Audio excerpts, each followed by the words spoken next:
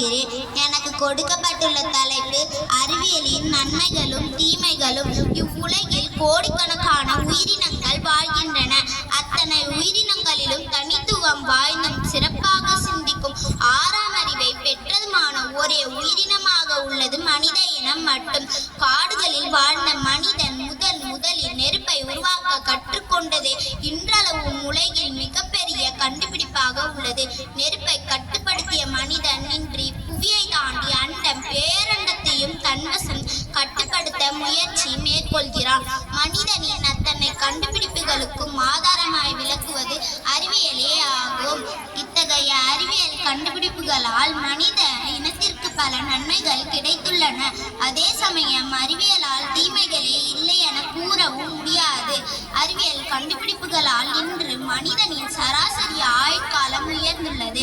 அதே சமயம் அறிவியல் கண்டுபிடிப்புகள் ஏற்படுத்திய சுற்றுச்சூழல் சீர்கேட்டால் பல புதிய நோய்கள் மனித இனம் துன்பப்படுகிறது. பசுமை புரட்சி எனும் அறிவியல் இயக்கத்தால் உணவு உற்பத்தி பெறுகிறது. அதனால் இன்று உலகில் பசி பட்டினியும் குறைந்துள்ளது. மற்றொரு புறம் ரசாயன உரங்களால் மண் மலடாக்கப்படுகிறது. புதிய கண்டுபிடிப்புகள் மனிதனுக்கு புதிய வேலை வாய்ப்புகளை உருவாக்கியுள்ளது. இதனால் பலர் வறுமையிலிருந்து மீண்டு வந்துள்ளனர். ஆனால் புதிய ஆயுதங்களால் பல போர்கள் மூண்டு வறுமைக்கும் சிலர் தள்ளப்படுகிறது.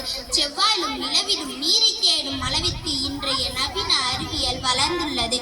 அதே சமயம் பூமியில் உள்ள நீர் குளிப்பதற்கும் தகுதியற்றதாகி வருகிறது. இப்படி அறிவியல் ஒரு புறம் நன்மையும் மறுபுறம் தீமையும் செய்கிறது. இருந்தாலும் மாற்றம் ஒன்றே மாறாதது என மாறி வரும் இந்த உலகில் அறிவியலை நாம் புறந்தள்ள முடியாது.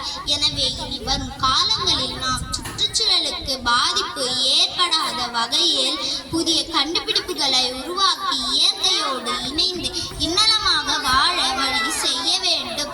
மனிதன் வாழ கிடைத்த அருங்கோடையான இந்த பூமியை காப்பதும் மனித இனத்தின் கடமை என உணர்ந்து இந்த 21ஆம் நூற்றாண்டை சுற்றுச்சூழல் மாசுபடாத அறிவியல் நூற்றாண்டாக ஆக்கிட நாம் அனைவரும் ஒன்றுபட்டு உழைப்போம். நன்றி, வணக்கம்.